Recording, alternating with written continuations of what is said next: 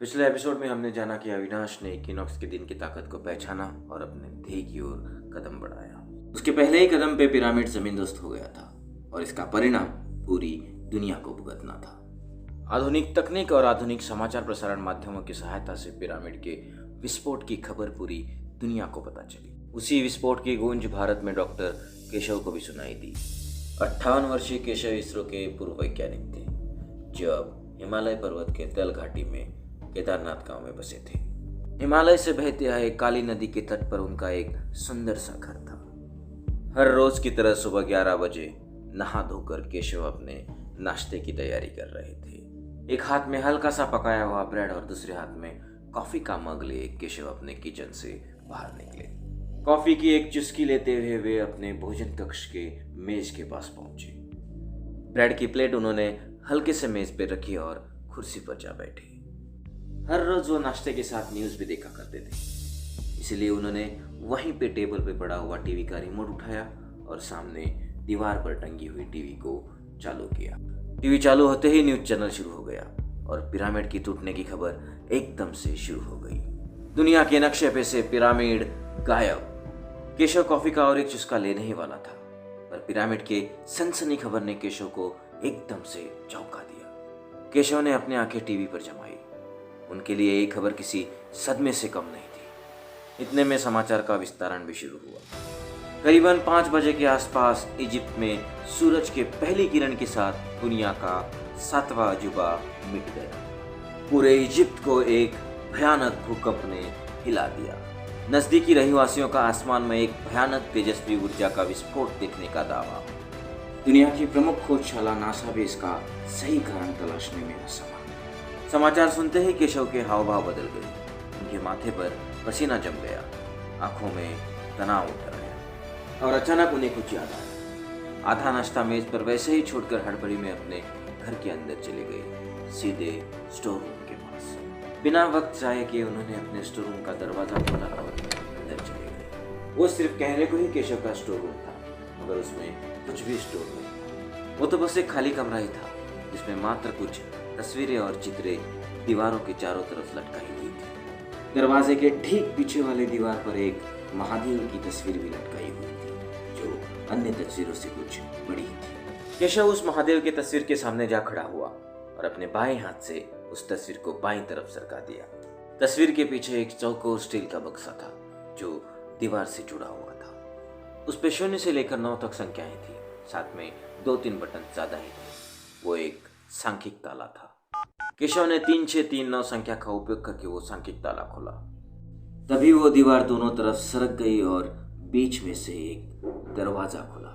दरवाजे के पीछे पूरा अंधेरा था। केशव का पहला कदम दरवाजे के अंदर पड़ते ही सारी बत्तियां जल गई और पूरे अंधेरे में छिपा हुआ एक विशाल कमरा उजाले में साफ नजर आया। वो एक वैज्ञानिक की छिपी हुई प्रयोगशाला थी जिसमें आज सिर्फ मकड़ी की जालें और धूल जमी पड़ी थी। उन मकड़ी के जालों को और धूल को देखकर ऐसा लग रहा था कि उस प्रयोगशाला में काफी समय से किसी का भी आना जाना नहीं हुआ होगा। उन फीकी पड़ी प्रयोगशाला की दीवारों पर चारों तरफ इंसानी दिमाग और योग से जुड़ी कुछ तस्वीरें, कुछ आरेख लटके हुए थे। वो भी दीवारों के संग फीके ही नजर आ रहे थे। वहां पर रखे गए टेस्ट ट्यूब, बीकर्स और मशीनें भी धूल ही खा रही थी। केशव भी खुद कई सालों बाद अपने प्रयोगशाला में प्रवेश कर रहा था। जैसे ही वे भीतर पहुंचे, दरवाजे के समीप रखे एक मेज के पास जा खड़े हुए। उन्होंने उस मेज का ड्रॉवर खोला। उस मेज के ड्रॉवर में कुछ नक्शे लपेट कर रखे हुए थे। उनमें से एक नक्शा केशव ने बाहर निकाला। थोड़ा नीचे झुककर केशव ने मेज पर जमी धूल को फूंक लगाई और धूल को हवा में उड़ा दिया। ड्रॉवर में से निकाला हुआ वो नक्शा खोला और केशव ने फटकारते हुए मेज पर रखा। वही मेज पे पड़े टेबल लैंप को जलाया और नक्शे को बारीकी से देखना शुरू किया। फिर भी केशव को नक्शा देखने में कुछ दिक्कतें आ रही थी। अधिक बारीकी से निहारने के लिए केशव ने नक्शे को मेज पर से हटाया और प्रयोगशाला के दाहिने कोने में रखे सूचना पट पर लगाया। नक्शा चौकोर कागज पे गोलाकार आकार में बनाया गया था। जितना दिखने में सादा था उतना ही समझने में कठिन था। केशव जैसा बड़ा वैज्ञानिक भी उस नक्शे को पिछले 21 साल में समझने में असफल रहा था और आज के समाचार ने केशव के सालों से उलझे हुए प्रश्न का उत्तर दिया था। करीबन 22-23 साल पहले केशव ने अपने दोस्त प्रधान की सहायता से समय यात्रा की थी। उस समय यात्रा में उन्हें कलांत नामक एक रहस्यमयी पुस्तक की प्राप्ति हुई थी। यह उलझा हुआ नक्शा भी उस पुस्तक का मुखपृष्ठ ही था।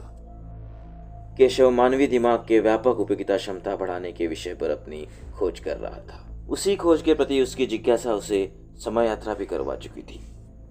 ऐसे में हाथ लगी रहस्यमयी पुस्तक को खोले बिना केशव को कैसे चैन आता। उस पुस्तक का शीर्षक कलांत था और उसका मुखपृष्ठ वही उलझा हुआ नक्शा। समय यात्रा से लौटने के तुरंत बाद ही केशव ने वो पुस्तक खोला था।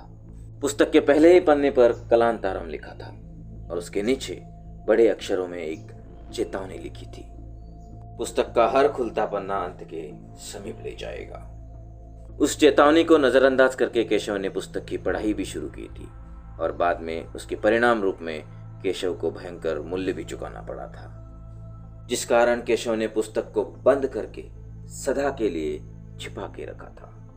उसी पुस्तक को पुनः खोलने से पहले उसके मुखपृष्ठ को समझने की कोशिश में केशव सालों से लगा हुआ था और आज कई हद तक उसकी उलझन उसे सुलझती नजर आ रही थी।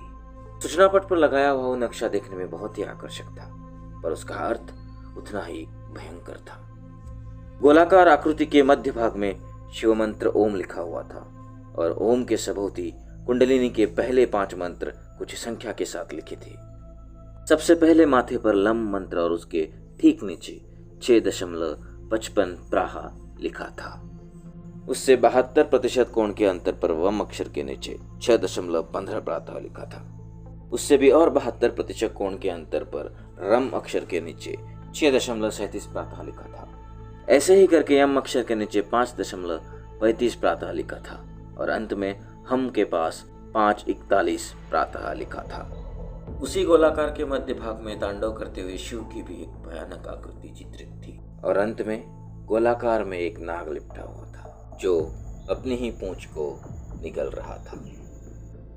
केशव के लिए आकृति सालों से उलझी हुई थी, मगर आज की घटना ने इस पहेली को एकदम आईने की तरह साफ कर दिया। आकृति पे बने अक्षर कुंडलिनी से जुड़े हैं यह केशव कब का जान पाया था, मगर वे अक्षर तत्वों से जुड़े हैं यह गहराई केशव आज जान पाया था। उसी के साथ नीचे लिखित अंक चुने गए जगहों पर गिरने वाले पहले सूर्य किरण का समय है, यह भी केशव आज जान पाया था। अपने मन की शंकाएं दूर करने के लिए केशव अपने प्रयोगशाला से अपने हॉल में लौटे। एक मेज पर रखा हुआ लैपटॉप उठाया और गूगल की मदद से उसने अपनी सारी शंकाएं दूर की। इजिप्ट में घटी घटना ने केशव के कई उलझे प्रश्नों को सुलझाया तो था, मगर उसी घटना ने कई नए प्रश्नों को उत्पन्न भी किया था, जिस कारण केशव को फिर एक बार छिपाया गया वो रहस्यमय पुस्तक खोलने की इच्छा हुई। कुछ पल केशव ने सोच विचार किया और तुरंत ही अपने पुस्तकालय की दिशा में निकल पड़े। केशव ने अपने घर के और एक कमरे का दरवाजा खोला। कमरे में मौजूद खिड़कियों से रोशनी तो कमरे के भीतर आ रही थी, मगर कुछ हद तक अंधेरा कमरे में मुंह फुलाकर बैठा था। अंधेरा दूर करने के लिए भीतर जाते ही केशव ने कमरे की बत्तियां जलाई। अब पूरे कमरे में उजाला हो गया था। उस उजाले में कमरे में रखे गए पुस्तकों से भरे पुराने कपाट दिखने लगे। उसी कमरे में कुछ कुर्सियां और मेज बैठने के लिए भी रखे गए थे। ऐसे ही एक दीवार से चिपका कर रखे गए लकड़ी के कपाट के पास केशव जा खड़े हुए। अपने दोनों हाथों से उस कपाट को उन्होंने दाहिनी तरफ सरकाया। वैसे तो वैज्ञानिक केशव का घर अनेक गुप्त रहस्यों से भरा हुआ था। लकड़ी का कपाट सरकाते ही और एक रहस्य सामने आया। कपाट के पीछे की दीवार पर तांडव नृत्य करते हुए शिव भगवान की तस्वीर लगाई गई थी। शिव की जटाएं खुली हुई थी, आंखों में देखते हुए अंगारे थे। क्रोध से एकदम लाल पड़ा हुआ शिव का मुख, पूरा अंग पसीने से भीगा हुआ। शिव का एक पैर उठा हुआ था, बाएं हाथ में डमरू थे और दाहिने हाथ में त्रिशूल उठाकर संहार के लिए वार करने के फितरत में शिव थे। उस तस्वीर का दिखावा कुछ ऐसा ही था। केशव ने दीवार पर टांगी गई वो तस्वीर बाजू हटाई। तस्वीर के पीछे एक मजबूत तिजोरी दीवार में धंसकर रखी गई थी। तिजोरी का सांख्यिक ताला खोलकर केशव ने तिजोरी के अंदर से लाल कपड़ा बाहर निकाला। कपड़े को छूते ही केशव के होश उड़ गए। फिर भी मन की संतुष्टि के लिए केशव ने कपड़ा खोला। आखिर जो डर मन में पनप रहा था वही डर केशव के हाथ में आया। बरसों पहले केशव ने कलांत नाम के रहस्यमय पुस्तक को लाल कपड़े में लपेटकर तिजोरी में छिपा कर रखा था और अब वो पुस्तक गायब था। आखिर वो रहस्यमय पुस्तक गया कहाँ? क्या केशव को वो पुस्तक फिर से मिल पाएगा? जानने के लिए जुड़े रहे कलांत end of era and begins के अगले एपिसोड में।